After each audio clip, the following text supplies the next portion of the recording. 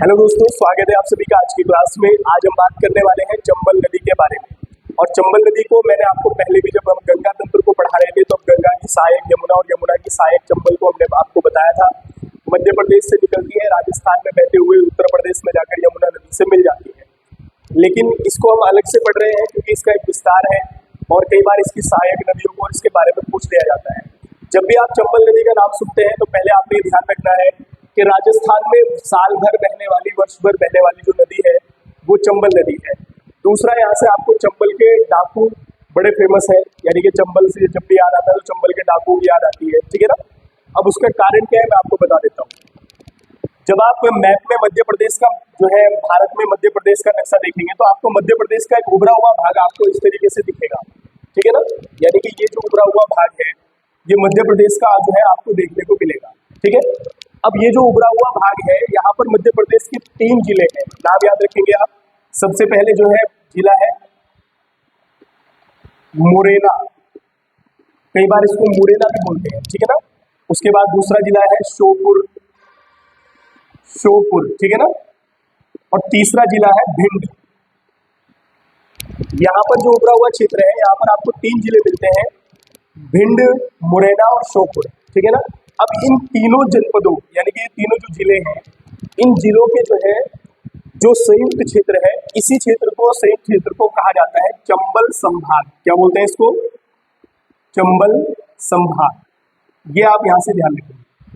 और या फिर आप याद रखेंगे कि ये जो क्षेत्र है यहाँ पर, ये जो चंबल संभाग है, इसमें आपको बड़ी बड़ी घाटियां, मिट्टी के टीले मिलेंगे। जैसे पहाड़ी क्षेत्र होता है, सूखे हुए मिट्टी के टीले, जिन क्षेत्रों को बीहड़ भी बोलते हैं। क्या बोलते हैं?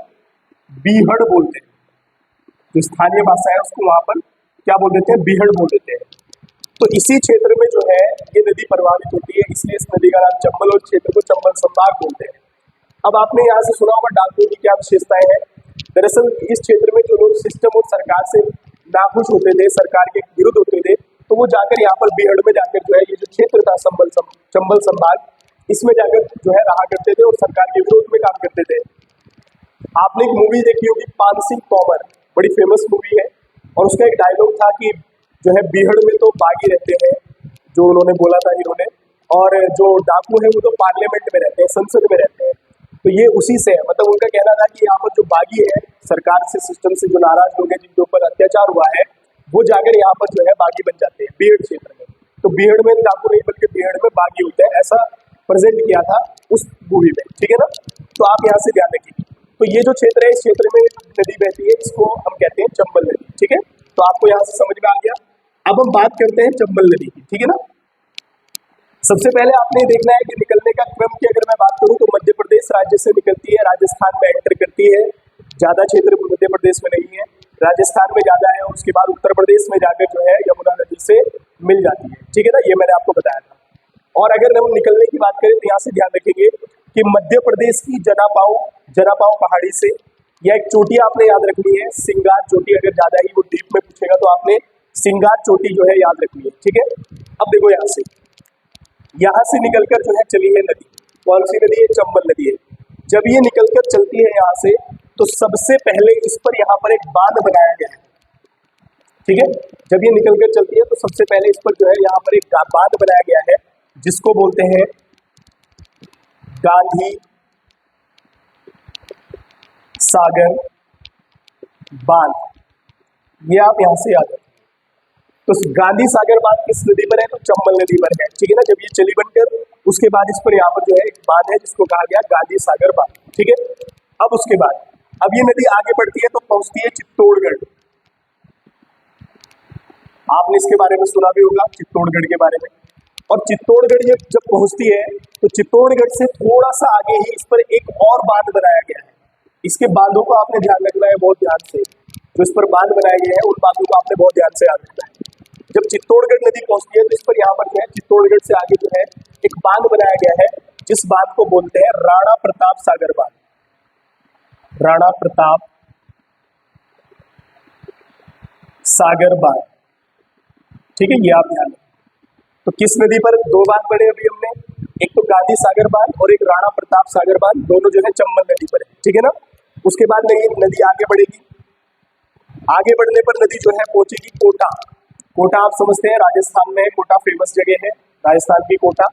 अब जब कोटा में जो है नदी पहुंचेगी तो कोटा से थोड़ा सा आगे चलने पर जो है इसमें एक नदी आकर मिलेगी, इसको आप याद रखेंगे, ठीक है। कोटा से आगे जो है आकर इसमें एक नदी मिलेगी और इस नदी का नाम क्या है, तो आप यहाँ से याद रखेंगे इस नदी का नाम है मेज नदी।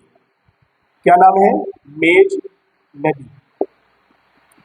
और अगर ये पूछता है कि मेज नदी निकलकर कहाँ से आती है, तो ये भीलवाड़ा क्षेत्र से निकलकर आती है। कहाँ से निकलकर आती है? भीलवाड़ा से। भीलवाड़ा क्षेत्र से निकलकर आती है कौन सी नदी? मेज नदी। और कोटा से थोड़ा सा आगे जो है चलकर ये चंबल नदी से क्या हो जाती है? मिल जाती है, ठीक है ना। अब ये चंबल नदी आगे बढ़ी, आगे बढ़ने पर नीचे से जो है चंबल नदी में एक नदी आकर मिलती है और इस नदी को आप याद रखिए क्योंकि एक महत्वपूर्ण नदी है, इसकी दो सहायक नदियां भी हैं, इसलिए इसके बारे में पूछता है। नदी का नाम है काली सिंध नदी। कौन सी नदी है? काली सिंध नदी, ठीक है। अब देखो आगे बढ़ने पर इसमें जो है एक नदी आकर मिली जिसका नाम है काली सिंध नदी। और अगर ये ध्यान रखना है कि काली सिंध नदी इसमें मिलती कहाँ पर है, तो एक क्षेत्र आप याद रखेंगे नोनेरा क्षेत्र है। कौन सा? नोनेरा।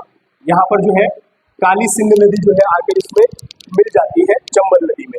अब इस काली सिंध नदी की दो सहायक नदियां आपने याद रखनी है, ठीक है। दो सहायक नदियां आपने याद रखनी है। एक नदी का नाम है परवन नदी। कौन सी नदी है? परवन नदी। और दूसरी नदी का नाम है आहू नदी। आहू नदी, ठीक है। तो दो नदी इसमें आकर मिल रही है, एक परवन नदी है और दूसरी आहू नदी है। किस नदी में मिल गई? तो ये काली सिंध में मिल गई और काली सिंध जाकर किस में मिल गई? चंबल में मिल गई, ठीक है ना। अब आगे बढ़ते हैं, ठीक है। अब आगे बढ़ने पर जो क्षेत्र है यहाँ पर आपको ध्यान रखना है, बड़ा ही महत्वपूर्ण क्षेत्र है। नाम है जगह का सिवाई माधोपुरम। क्या है? सिवाई माधोपुरम। जगह है सिवाई माधोपुरम। अब यहाँ पर जो है इसमें एक नदी आकर मिलती है और बड़ी ही महत्वपूर्ण नदी है, जिस नदी को जो है पूछ भी लिया जाता है। यहाँ से आप यहाँ ध्यान रखेंगे सिवाई माधोपुरम में, और नदी का नाम है पार्वती नदी। कौन सी नदी है? पार्वती नदी। सिवाई माधोपुरम में जो है किससे मिल जाती है? चंबल नदी से जो है क्या हो जाती है? मिल जाती है, ठीक है। अब देखना ध्यान से, अब जब आप थोड़ा सा आगे बढ़ेंगे तो एक नदी जो कि एग्जाम में कई बार पूछ ली जाती है, एक नदी इस साइड से आकर और दूसरी नदी ऊपर से आकर इसमें मिलेगी और ये पेपर में पूछी जाती है। आप यहाँ से ध्यान रखेंगे, देखो ये जो नदी ऊपर से आ रही है और एक नदी आ रही है नीचे से, ठीक है। अब इन दोनों का नाम आपने याद रखना है। जो ऊपर से नदी आ रही है इस नदी को कहा जाता है बनास नदी। क्या बोलते हैं इसको? बनास।